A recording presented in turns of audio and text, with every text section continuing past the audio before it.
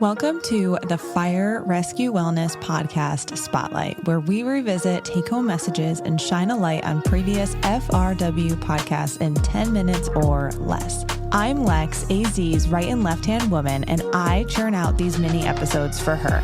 Let's go. Chief Malone definitely knows that it's the right thing to do. He is what I would say a firefighter's chief. He hasn't forgotten what it's like to be in the companies, and he's compassionate like that. He was very compassionate with me when he was suspending me. Like, that was how it went. But hey, you can get better. So it is the right thing to do. But he's also, he has his role with budgeting and making sure that we're saving money where we can save it and not spending extra where that's happening. So I think, for example, if we wanted to expand part of our program, he is 100%. If that's what we need to do, that's what we're going to do.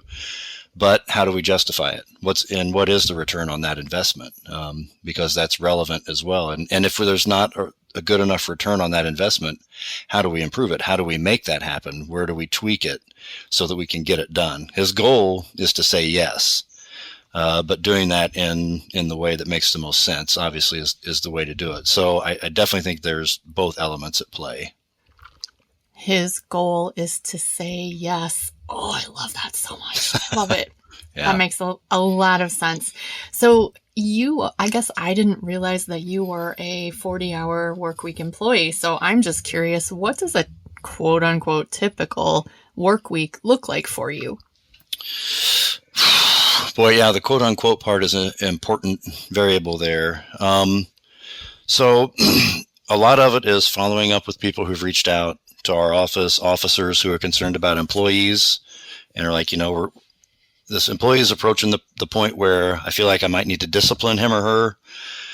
Would you guys be willing to come out and talk, or what can I do? So we do a lot of intervention like that because we would prefer, obviously, getting people help before discipline is easier for everybody. So we do a lot of that.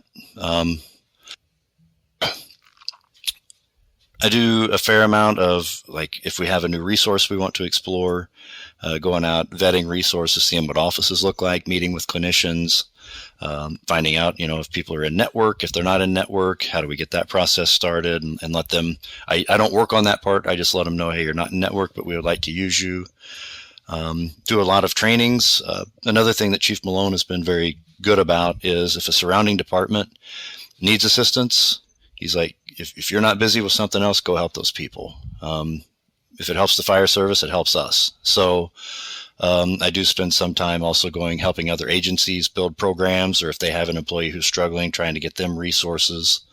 And then, again, checking in on people. Since I'm in the Health and Wellness Center, we have a separate center where our people who are coming to see our athletic trainers for work conditioning and things like that, as well as we have a gym in there where our peer fitness people are.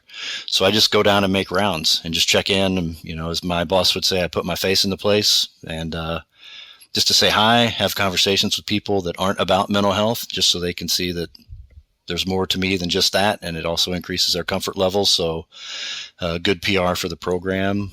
So I guess if there's typical, that would be typical, but it certainly varies quite a bit from week to week. And then on Fridays, we have our yoga program at our local. So I lead yoga class there every Friday. And then during the week, some stations will call and ask me to come out and teach yoga at the stations. So I load up the mats and blocks and go around the city and teach yoga at our firehouses too.